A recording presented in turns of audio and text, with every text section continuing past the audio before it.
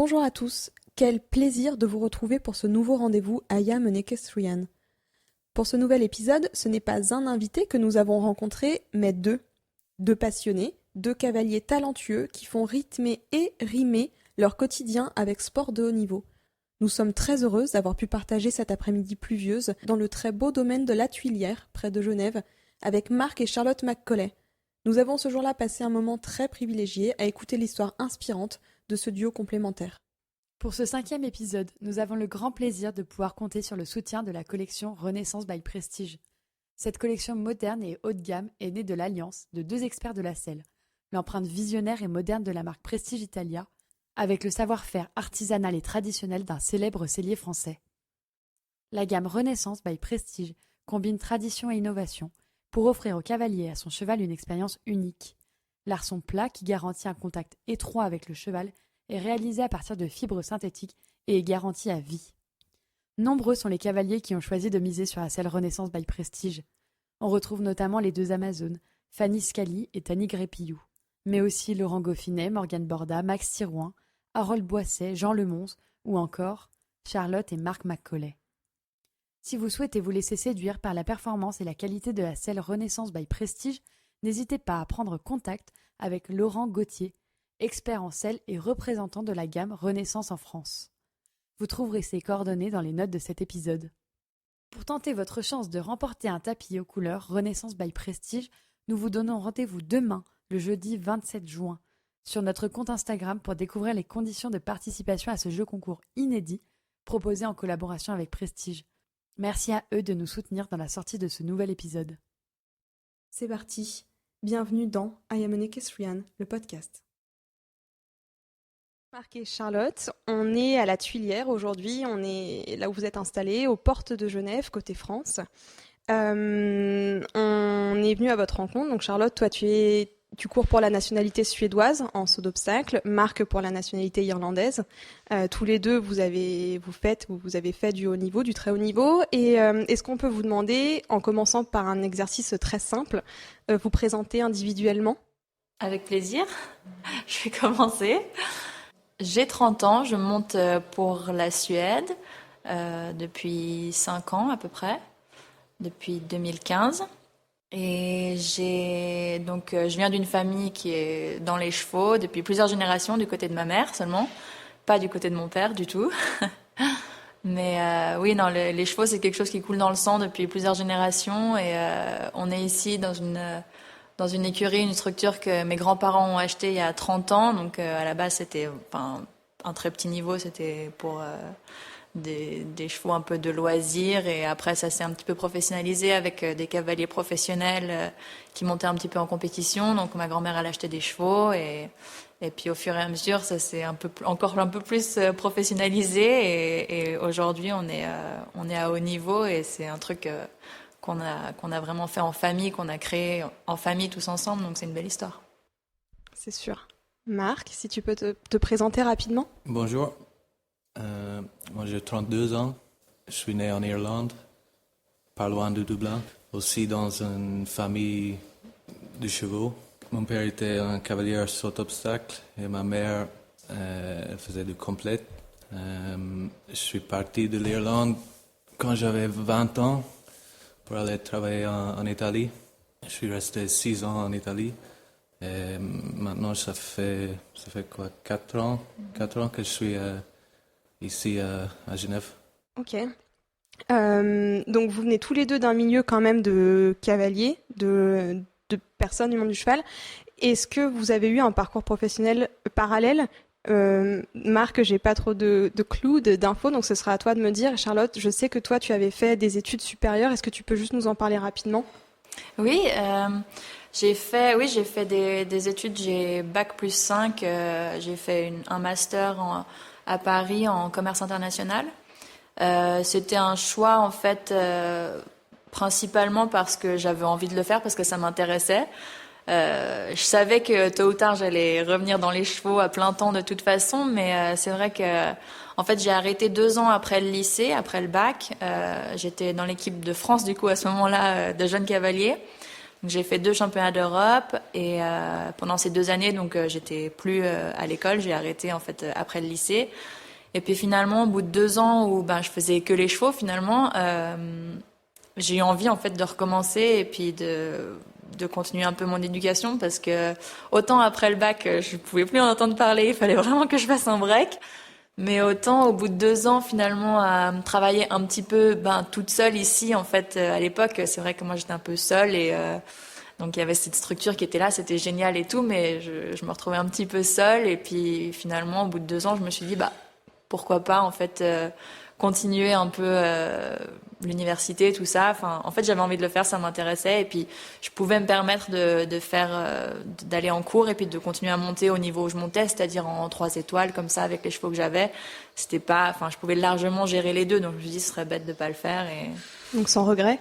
non, sans regret aucun, absolument. Non, c'est sûr que après, des fois, je me dis j'ai fait tout ça pour finalement revenir aux chevaux et pas vraiment me servir de mes diplômes, mais Et ça t'apporte forcément, non ouais, toutes bien ces sûr, études ouais, bien sûr. Rien qu'en connaissance générale, disons en culture générale, pour moi, c'était intéressant déjà de le faire. Et puis c'est vrai que finalement en commerce international aujourd'hui ça me sert aussi dans certaines choses avec les chevaux. On n'est pas une grande écurie de commerce mais enfin quand même on en fait un petit peu et Mais gérer une écurie, de toute façon, c'est et gérer aussi, une ouais. société. Hein. Voilà, Donc, exactement, aussi gérer tout ça. Et non, c'est plein de notions qui, au final, on s'en sert un petit peu tous les jours, même sans s'en rendre compte. Mais c'est sûr que non, aucun regret par rapport à ça.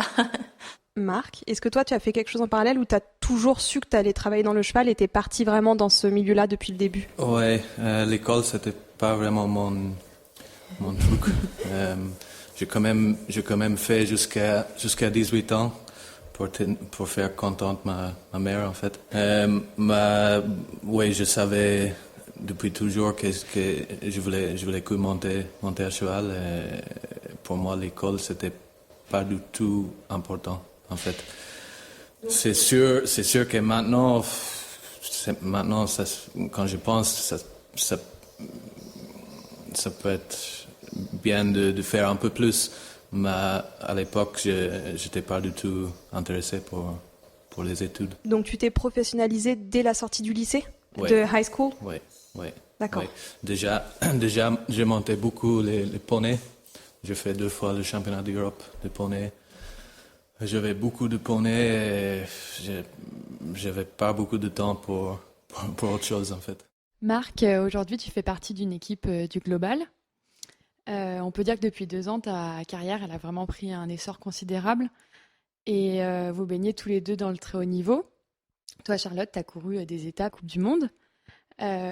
Aujourd'hui, je crois que c'est pas un secret, tu es enceinte du 2e enfant.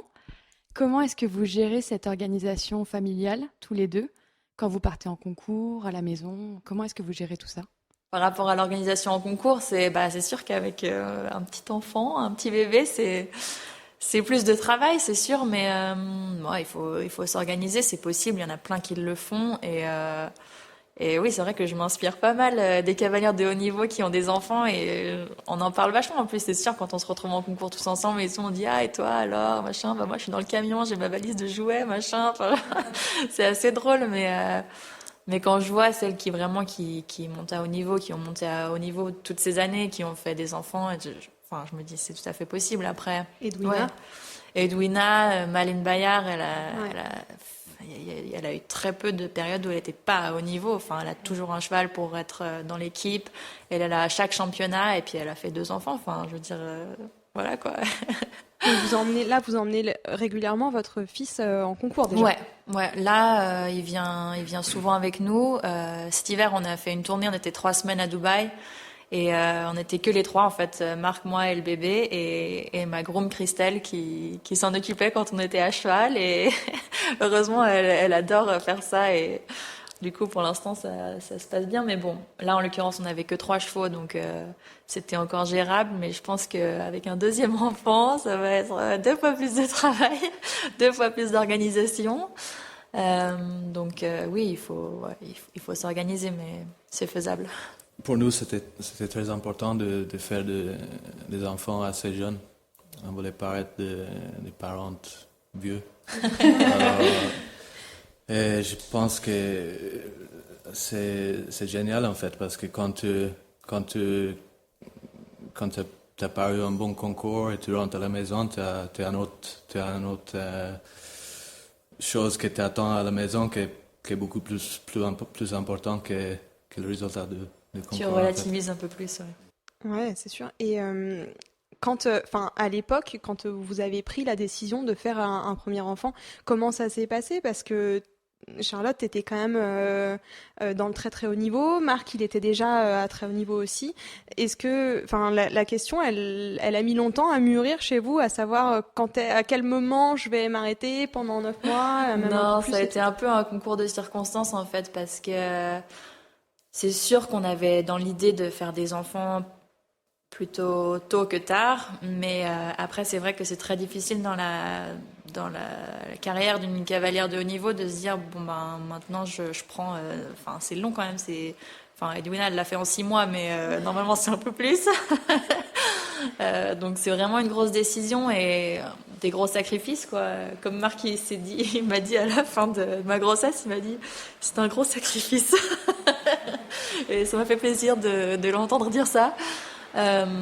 Parce que c'est vrai. Et après, nous, dans notre cas, en fait, ça s'est fait un peu, comme je disais, c'était un peu un concours de circonstances parce que moi, je me suis blessée, en fait, au début de l'année 2017. Alors que oui, j'avais 3 chevaux pour monter en 5 étoiles et ça se passait bien. Enfin, j'étais un peu dans une période où j'avais un peu moins de résultats, mais globalement, j'avais quand même des gros concours tous les week-ends et tout. Des gros objectifs pour l'année et tout ça. Et en fait, je me suis blessée au mois de mars, à la fin du mois de mars, je me suis fracturé une cervicale à la maison à l'entraînement. Et du coup, j'ai eu une opération. En soi, c'était pas très long. Disons que j'aurais eu 3 mois sans concours. Mais c'est vrai que sur le coup, quand c'est arrivé, je me suis dit bon, là, j'ai 3 mois d'arrêt. Ma saison, elle va être un peu quand même. Un peu foutue, on va dire. Donc finalement, je me suis dit bon voilà quoi, si ça arrive maintenant, ça arrive c'est maintenant. C'est une pause qu'il faudra faire à un moment. Ouais, voilà. Et si ça arrive plus tard, ce sera plus tard. Mais en fait, c'est arrivé direct. Et Bigo est arrivé pas longtemps après, en début 2018. Et voilà, donc la décision en fait, elle s'est prise toute seule quoi. Enfin, c'est pas. Finalement, d'un côté, je me dis. C'était bien que ce soit fait comme ça parce que c'est vrai que de prendre la décision de s'arrêter, ça aurait été vraiment difficile. Déjà que là ça s'est imposé un peu tout seul et ça a été déjà assez difficile à accepter de se dire là je vais devoir m'arrêter, ensuite tout recommencer et tout. Là la deuxième fois c'est vachement plus facile à accepter. Je suis déjà plus voilà. Mais la première fois ça a été assez dur de savoir que on va être arrêté longtemps et Tu l'as vécu pareil, Marc? C'était difficile aussi pour toi ou quelque part t'étais assez séparé de cette décision-là? C'est sûr que c'est plus facile pour le père. C'était pas difficile pour moi. Moi, je voulais des enfants. Et en plus, je pouvais récupérer les chevaux de Charlotte. Alors, c'était plutôt bien pour moi. C'est ce qu'on allait dire, les conséquences aussi de cette grossesse. Tu as récupéré les chevaux, etc. Oui, surtout Mi Bello, qui est le cheval qui a lancé mon carrière de haut niveau, on va dire. Alors ça, c'était parfait pour moi. Si je dis pas de bêtises, c'est le cheval que tu avais l'année dernière à Bercy pour la finale Coupe du Monde. C'est ça. C'est ça, le cheval gris. Ouais, c'est ça. Et en fait, c'est vrai que au moment où je suis tombée enceinte, ça allait un petit peu moins bien, moi et Mi Bello. Donc on avait déjà un petit peu dans l'idée que Marc, il le récupère un petit peu pour quelques concours, disons, pour le remettre un peu en route. Et parce que finalement, c'est un petit cheval tout mignon à regarder, mais à monter, il faut quand même une sacrée paire de jambes. On s'en rend pas du tout compte. Mais c'est vrai qu'avec moi, ça allait un peu moins bien. Et du coup, en fait, ça s'est fait comme ça. Il l'a récupéré au moment où je me suis blessée. Et en fait, franchement, en 3 concours, tu l'as récupéré tout début avril. Et au mois de mai, tu étais déjà 4e du Grand Prix à Rome, du 5 étoiles. 2e à Bourg-en-Bresse. Oui, elle était tout de suite bien. Tout de suite vraiment bien, donc du coup après il l'a gardé quoi. Au final, tu as eu un enfant et un cheval. Exactement, ouais, c'est ça. Comme cette fois-ci, hein, là, il a récupéré aussi mon bon cheval, Valentino Tulière, qui est un cheval qui avait eu beaucoup de résultats avec moi l'année dernière et au début de cette année.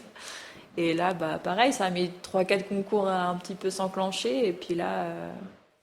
Alors, je pense on va faire plusieurs enfants. Non, je crois pas. Non. On va continuer comme ça. Je crois pas. Est-ce que vous pouvez nous parler un peu du fait de partager cette passion, tous les deux, des chevaux? Est-ce que c'était vraiment indispensable pour vous? Oui, je pense que c'est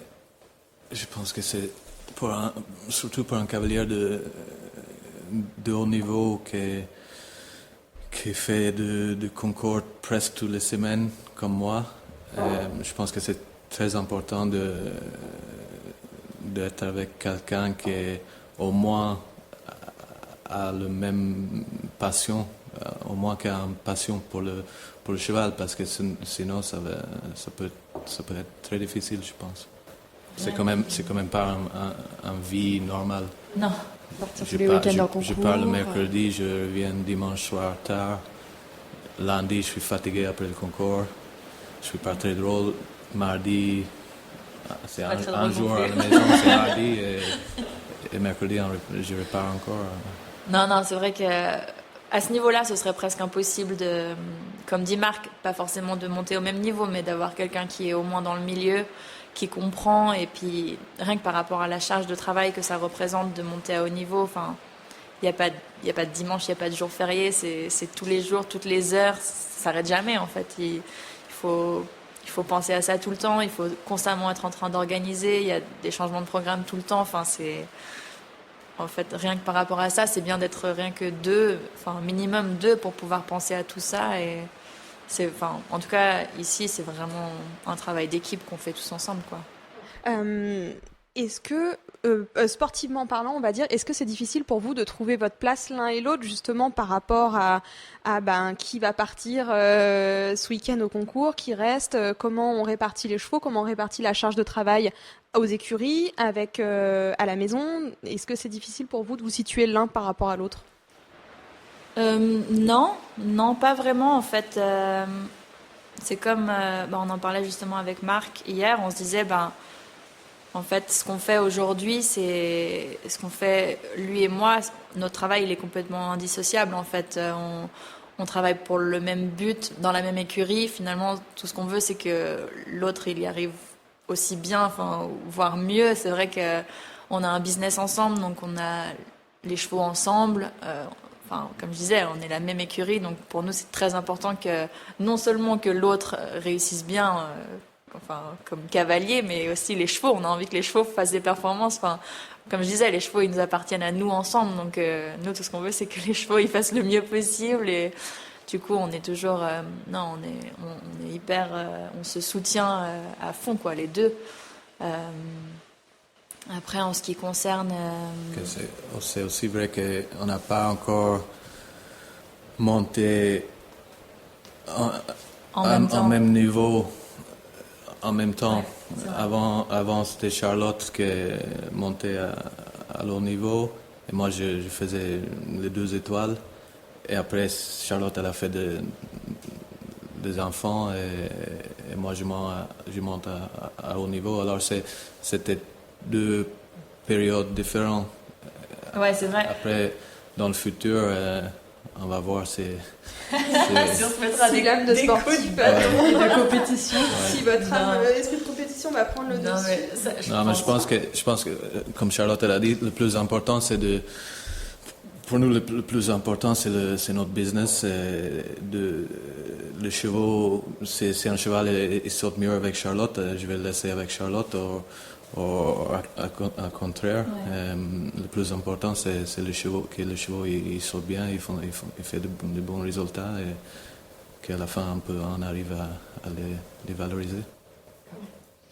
On est donc ici à la Tuilière. Les écuries ont été fondées par ta famille, Charlotte, si je ne me trompe pas. Est-ce que ça a été difficile de faire le choix de venir ici, Marc?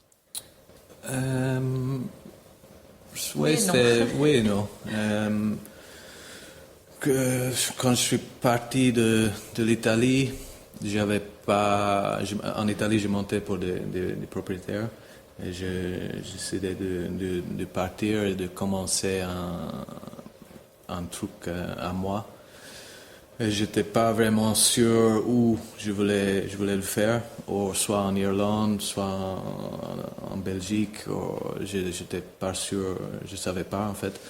Alors je suis venu ici. En attendant, Oui. T'es encore là. Je suis resté ici, oui. Au début, c'était difficile parce que je parlais pas du tout français. Alors, habiter Et t'avais pas de chevaux aussi. Oui, j'avais pas beaucoup de chevaux non plus, mais le plus difficile, c'était en fait la langue. Parce qu'habiter en France, sans parler français, c'est quand même assez difficile. Oui, parce que les Français parlent pas très très bien anglais, je crois. Ouais, pas trop, non, pas trop. Mais maintenant que je parle un petit peu de français, c'est beaucoup mieux. Tu parles plus qu'un petit peu. Le plus dur pour toi, ça a vraiment été ça. Même au niveau de la culture, est-ce que ça a été compliqué pour toi, l'intégration? Ça faisait quand même 6 ans que j'habitais en Italie. Alors j'étais habitué à une autre culture que le nôtre. Je pense que ça a été plus dur de passer de l'Irlande à l'Italie que de l'Italie à la France. Ouais, Et puis tu étais jeune, tu avais 20 ans, tu disais tout à l'heure. Ouais. C'est très jeune pour partir de chez soi. Oui, assez. Moi j'étais content de partir. C'était un challenge pour moi, c'était une aventure. Je pense que j'ai fait le bon choix en fait, parce que maintenant en Irlande,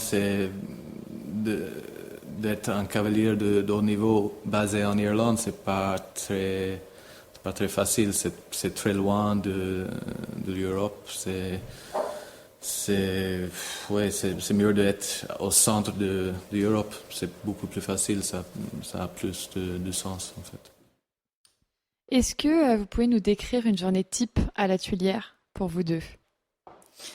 Oui, c'est finalement les journées elles se ressemblent et elles se ressemblent pas d'un autre côté parce que la semaine elle est un peu divisée entre les 3 jours à la maison et puis le reste de la semaine en concours. Enfin, en tout cas pour nous, ou plutôt pour Marc en ce moment.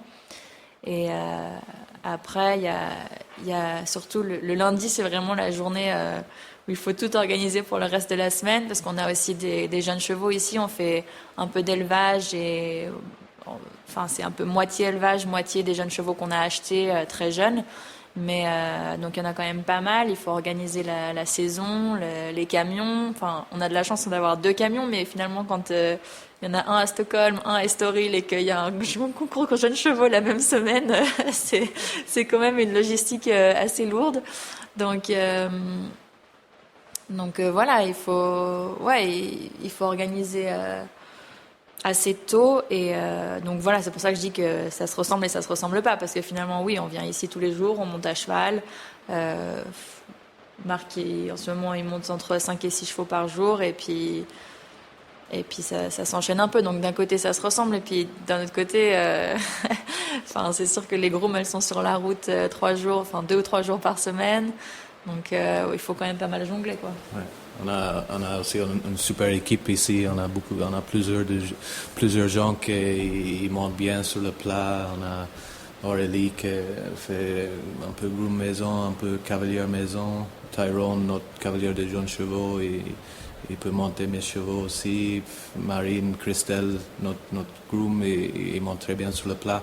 Alors on est plusieurs personnes qui peuvent sortir les chevaux à moi. Alors ça aide beaucoup. Comme ça, moi, je monte 4-5, maximum 6 par jour. Et après, normalement, le matin et l'après-midi, j'ai le temps pour faire autre chose, pour faire le bureau, pour organiser des concours, des choses comme ça. Ouais, et puis, il y a aussi, donc, il y a les 2 ou 3 jours de la semaine où tu es à la maison, où il faut tout organiser pour le reste de la semaine, pour le reste de la saison, pour tout ça. Et il y a souvent aussi des chevaux à aller essayer, des chevaux à aller voir, parce que ça, c'est un truc qu'il faut faire tout le temps, en fait, tout le temps. En fait, aller voir des chevaux partout. c'est un truc qui prend vachement de temps en fait parce qu'on se déplace. Ouais, on est tout le temps en train de chercher de bons jeunes. Pour ça prend beaucoup de temps aussi de voyager, aller les voir les concours jeunes chevaux, des choses comme ça. Ouais, donc c'est vrai qu'il n'y a pas vraiment de journée type. Après, si on n'avait pas de concours peut-être, mais là c'est vrai que... Et est-ce que vous travaillez ensemble à cheval? Vous avez des techniques différentes? Vous avez des grooms différents, du coup, de ce que j'ai compris. Après, comment, techniquement parlant, vous travaillez? Bah oui, Charlotte, elle a son groom Christelle depuis plusieurs années. Moi, j'ai mon groom Marine, qu'elle a commencé l'année dernière avec moi. Oui, on travaille ensemble. Moi, j'aide beaucoup Charlotte. Elle aussi, elle m'aide quand j'ai besoin d'un conseil ou je demande souvent qu'est-ce qu'elle pense.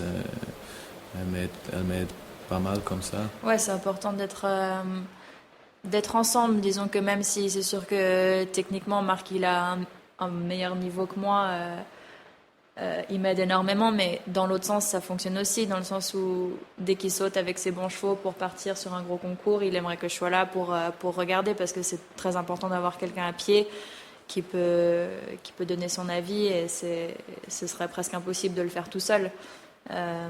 Donc finalement on se complète vraiment, même si c'est vrai que techniquement Marc il va peut-être m'apporter plus au niveau technique, mais c'est très important d'être là les deux l'un pour l'autre. Vous avez personne d'extérieur qui vient vous faire travailler? En ce moment non.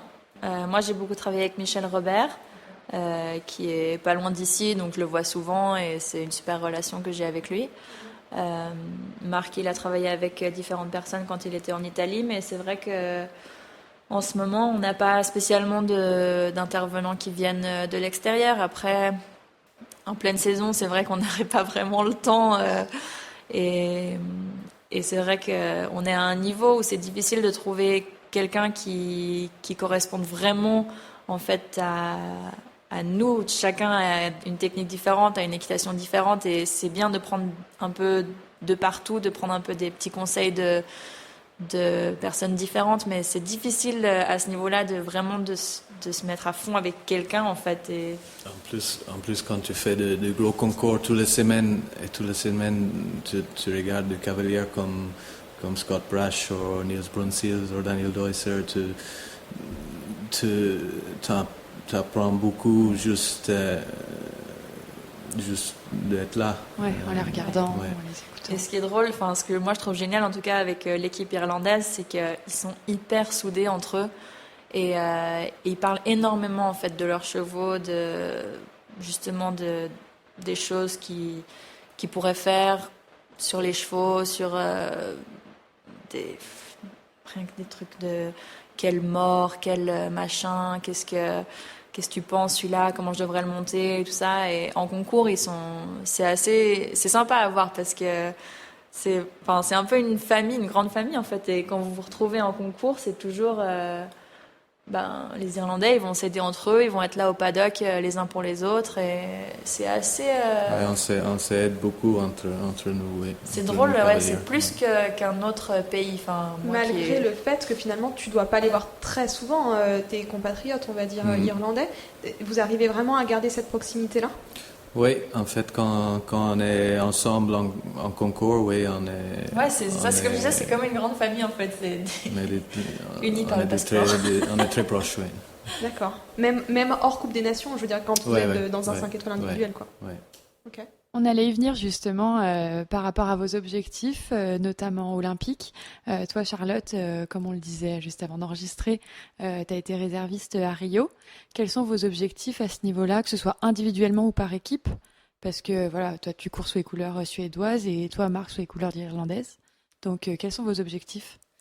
C'est sûr que les Jeux Olympiques, c'est toujours un truc hyper important dans la carrière d'un sportif.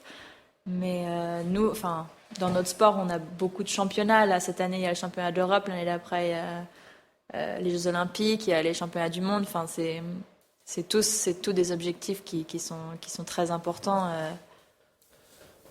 Pour moi, avant de penser aux Jeux, le premier objectif c'est d'être qualifié en fait. Et notre dernière chance, c'est cette année à Rotterdam, pour le championnat d'Europe. Alors ça, c'est le premier objectif pour moi et pour toute l'équipe de l'Irlande. C'est très important pour nous. Et oui, c'est sûr que pour moi, c'est un rêve de non juste participer aux Jeux Olympiques, mais d'essayer de gagner une médaille. Oui. Ouais, c'est impressionnant les Jeux Olympiques, ce que ça fait comment dire, sur l'état d'esprit d'un sportif, quoi. C'est autre chose, quoi. Enfin, moi, j'y étais à Rio, j'étais seulement réserviste, donc j'ai pas participé, mais finalement, c'était déjà une chance d'y être parce que ça faisait que 2 ans que j'étais à haut niveau et même si j'ai pas sauté, je pense que c'était incroyable d'être là, de pouvoir voir tout ça et c'est évidemment un avantage pour éventuellement une prochaine fois. Bon, je pense que les prochains ça va être un peu tôt. Je vise pas ceux de l'année prochaine, mais éventuellement à Paris. Alors ça, ce serait vraiment incroyable. Mais c'est vrai que c'est autre chose. C'est une ambiance vraiment spéciale. Euh, et ouais, comme je disais, je pense que c'est vraiment un avantage d'y avoir été déjà, d'avoir pu voir, d'avoir pu ressentir l'atmosphère, la pression. Enfin, comme je disais, ça n'a rien à voir. C'est pas du tout la même chose qu'un autre concours, quoi. En plus, à Rio, il a fallu partir longtemps avant, donc on y était une semaine avant de sauter. Une semaine, donc, sans savoir si j'allais sauter ou pas, donc j'étais un peu dans la même ambiance. Et ouais, d'un côté, c'est un peu pesant, c'est un peu lourd, parce que les gens sont tellement dans leur bulle, on se parle pas trop, c'est une concentration optimale qui dure une semaine, quoi. C'est assez spécial. Je fais une toute petite parenthèse avant de basculer sur la question d'après. C'est même pas une question, mais quand j'ai préparé l'enregistrement, j'ai cherché un peu et en fait, t'avais tenu un journal sur Equestrian News sur ta place au jeu, etc. Au quotidien et c'est chouette pour ceux qui veulent lire. C'est un bon aperçu. Ouais, c'était drôle, j'avais un peu le temps du coup, puisque forcément avec un seul cheval, on a un peu le temps. Alors c'est clair que la première semaine, comme je disais, j'étais un peu dans le truc, comme les autres, quoi. Je me préparais à sauter et tout, puis après la deuxième semaine, bon bah c'était des vacances, quoi. Donc j'avais bien le temps d'écrire un peu tout ça, mais ouais, c'est drôle parce que il y a des jours où j'étais là, bon bah c'est trop cool et tout, puis il y a un jour où j'étais là, bon bah ça commence à devenir un peu saoulant, personne me parle. Tout le monde est tellement dans sa bulle. Et qu'est-ce que ça vous apporte le fait d'être soit nationalité suédoise et irlandaise en France par rapport aux sélections, aux concours, en Europe, etc. Bah, pour moi, je pense que d'être irlandais, c'est bien parce que notre équipe, c'est dans le Super League. Si on arrive à rentrer dans l'équipe, on a la chance de faire de très bels concours. Par contre, on a beaucoup de très bons cavaliers en Irlande. Je pense qu'on est, je sais pas, 7 mois, mais surtout, c'est sûr, le mois dernier, on était le pays avec le plus de cavaliers dans le top 100, je pense. Alors c'est assez difficile d'entrer dans l'équipe, mais quand tu rentres, c'est génial, c'est très bien. Ouais, ouais, c'est sûr que même en Suède, en ce moment, ils ont une équipe très forte. Après, c'est un petit pays avec pas énormément de monde, donc ça varie un petit peu selon les périodes. Il y a des périodes où il y a moins de monde, des périodes où il y a plus de monde. En ce moment, il y a beaucoup de monde. Il y a beaucoup de jeunes qui arrivent, qui montent très bien. Donc c'est hyper stimulant. Et puis, moi, je trouve ça génial pour un pays comme la Suède qui est... Enfin, c'est impressionnant à voir là-bas. L'équitation, c'est bon, ok, ce sera jamais sport numéro 1 devant le foot, mais c'est juste derrière et c'est vraiment hyper important pour eux. Ça fait partie de leur culture. Tout le monde a finalement une connexion, que ce soit proche ou éloignée, avec les chevaux. Et ouais, c'est hyper populaire comme sport en Suède. Donc ça, c'est chouette. Et le fait d'être basé ici, bon, c'est pas autant qu'en Irlande, mais il y a beaucoup de Suédois qui sont basés aussi en dehors de la Suède. Pour moi, au moment où j'ai changé de nationalité, c'est sûr que c'était assez intéressant au niveau des sélections pour pouvoir rentrer dans des 3-4 étoiles en France. C'était plus facile en tant que Suédois qu'en tant que Française, parce que forcément, en France, en l'occurrence, c'est difficile. Parce qu'il y a beaucoup de Français, c'est sûr. Ce serait pareil si j'étais en Suède. Avec la nationalité française. Ouais, voilà, ce serait plus intéressant, forcément. Donc, non, c'est chouette. Et l'équipe de Suède, c'est une super équipe. Tout le monde est hyper sympa. Et non, c'est cool. En tant qu'athlète de haut niveau, en ayant tous les deux beaucoup participé aux grands championnats de votre discipline, de votre sport, quel regard vous portez sur le sport de haut niveau et ou sur les sports équestres à haut niveau? Pour vous, quelles sont les valeurs, quelles sont les contraintes? Comment vous percevez le sport à haut niveau, d'une manière générale?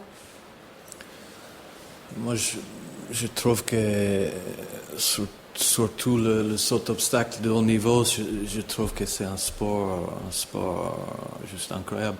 Je trouve quand tu regardes un barrage d'un Grand Prix 5 étoiles avec 10 partants comme la semaine dernière à Cannes, je trouve que c'est juste magique comme sport.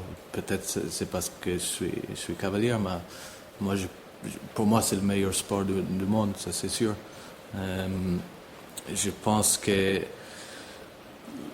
aussi notre sport maintenant, ça vient plus en plus, comment tu dis ça? Populaire.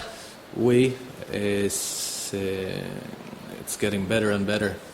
Il s'améliore. Ça s'améliore tout le temps, oui.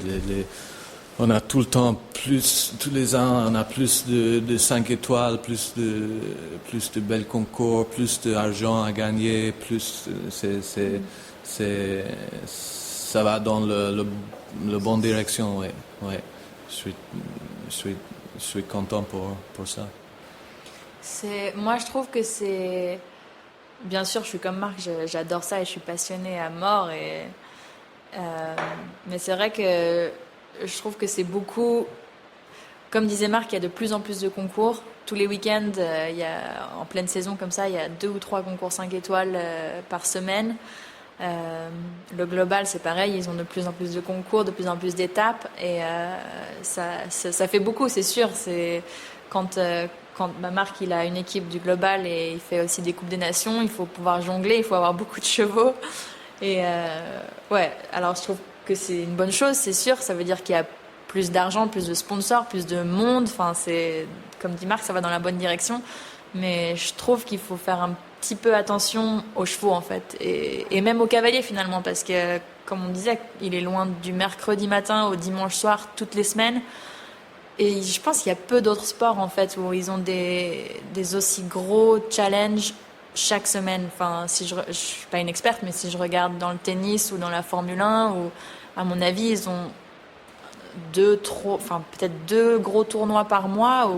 Mais je me dis toutes les semaines comme ça, parce que là c'est impressionnant quoi. Là, si on regarde les 2 derniers mois, c'était un 5 étoiles toutes les semaines. Et ouais, comme je disais, il faut une logistique énorme. Il faut déjà 2 piquets de chevaux qui puissent sauter 1m60, mais il en faut 2 par week-end, donc ça fait vraiment beaucoup de chevaux et ça fait faire beaucoup de routes pour les grooms. Enfin, je trouve que c'est beaucoup. Enfin, je sais pas s'il faudrait... Peut-être, je sais pas trop. J'ai pas de solution. Alors par contre, tout de suite là, je souligne un petit problème, mais je n'ai pas de solution. C'est exigeant, quoi. C'est très exigeant, ouais. Et puis on travaille quand même avec des animaux, donc c'est pas comme si on ramenait notre raquette d'un tournoi à l'autre. Enfin, c'est vrai que encore une fois, c'est une logistique énorme.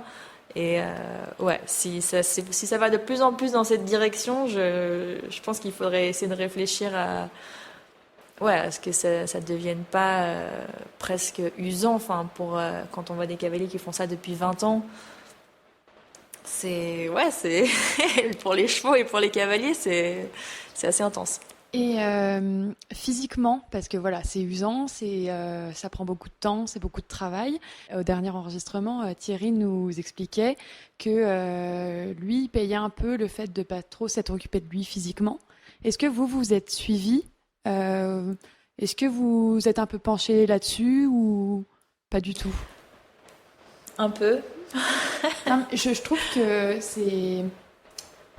Non, mais je c'est trouve clair. que les cavaliers s'occupent On est pas hyper assez en d'eux, retard en fait. dans notre On sport. s'occupe énormément des chevaux. Mm. Enfin, voilà, ils ont tous les soins possibles et Ouais. imaginables.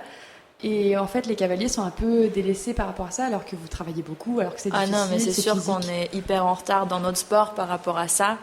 Par rapport à d'autres sports où c'est clair qu'on est hyper en retard. Après, je pense aussi que c'est un sport où il y a tellement de travail à côté, en fait, parce que finalement, monter, ça devient plus qu'une petite partie de notre travail, quoi. C'est tout ce qui est à côté, c'est énorme, tout ce qu'il faut s'occuper. Comme je disais, aller voir des chevaux partout, enfin, ça prend un temps immense. Donc ça devient difficile, bien que ça se développe vachement. Hein. On voit de plus en plus de gens qui courent, qui vont à la gym. Quand on va en concours 5 étoiles, presque tous les cavaliers sont à la salle de sport le matin ou le soir. Enfin, surtout quand ils ont que 2 chevaux, quand ils sont dans les 5 étoiles, donc ils ont le temps. Ouais, c'est presque plus facile. Tu as plus de temps, en fait, quand tu es En concours, ouais. Quand tu es en concours 5 étoiles, tu n'as que 2, maximum 3 chevaux. Alors là tu as le temps. Moi, j'ai le temps d'aller dans le gym ou d'aller courir. Par contre, quand je suis à la maison, c'est vrai que j'ai pas beaucoup de temps pour faire des choses comme ça. Non. Mais c'est sûr qu'on est en retard. On est en retard par rapport à ça. Et alors, dans la nouvelle génération, ça commence un petit peu à venir, à s'instaurer et tout ça. Mais c'est vrai que, comme disait Thierry dans son podcast la dernière fois, les cavaliers un petit peu de la génération d'avant, sans offense, hein, Thierry, tu es encore très jeune.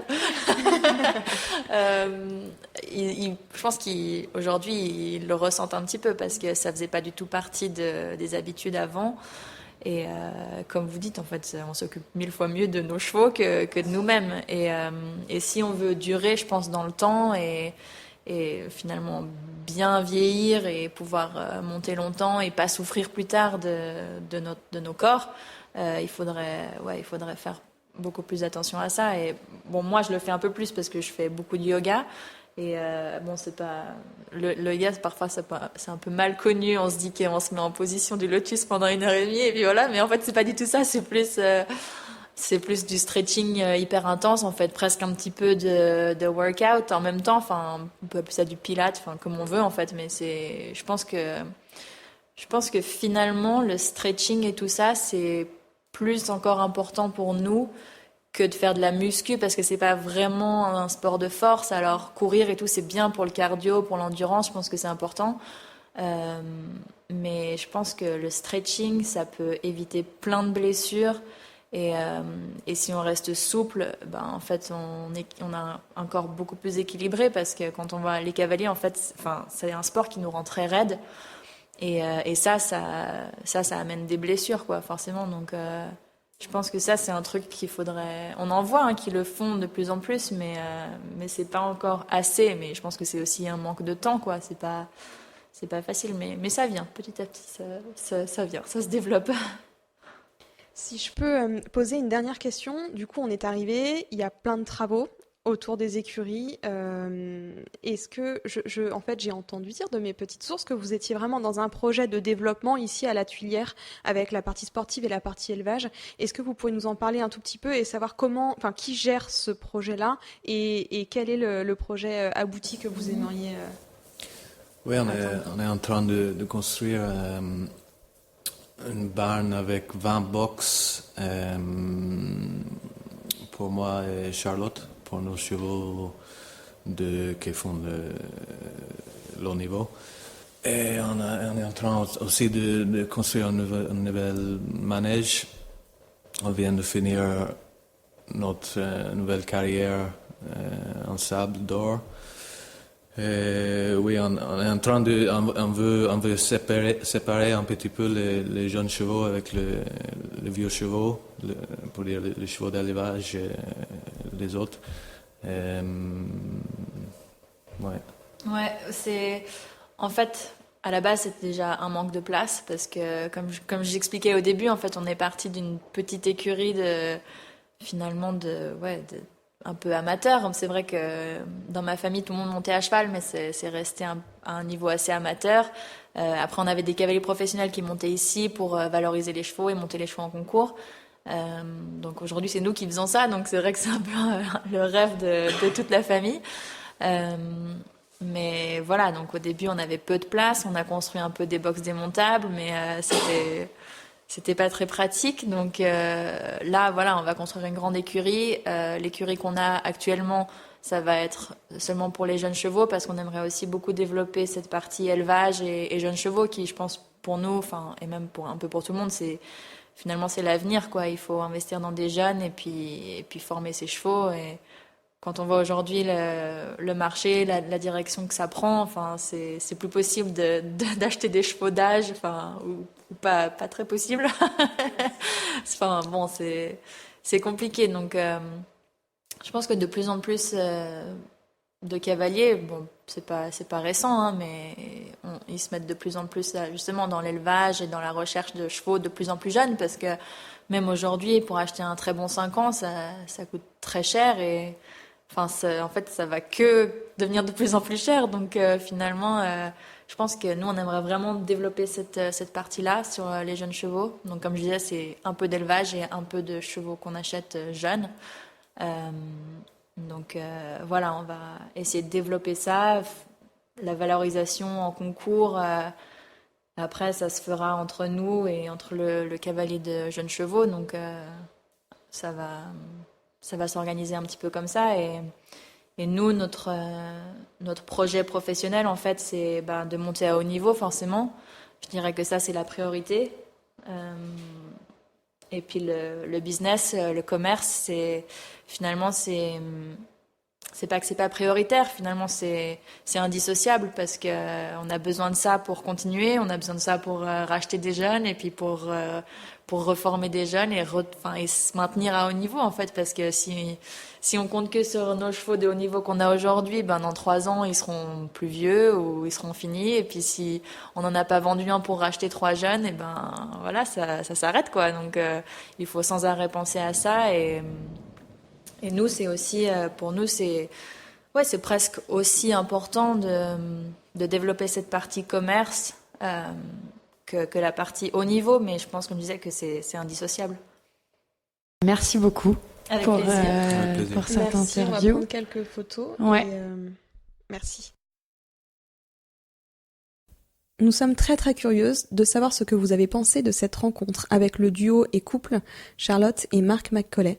N'hésitez pas à nous envoyer vos impressions par message privé sur Instagram, et vous pouvez retrouver Charlotte, Mark, La Tuilière sur les réseaux sociaux, ainsi que Renaissance by Prestige. Tous ces profils seront listés dans la note de cet épisode. Si vous souhaitez soutenir I Am an Equestrian, vous avez la possibilité de verser un tip, c'est-à-dire un pourboire à partir de 1 € sur la plateforme sécurisée Tipeee. Chaque tip est pour nous d'un précieux soutien. On vous retrouve le mercredi 10 juillet pour un nouvel épisode. En attendant, belle journée à tous.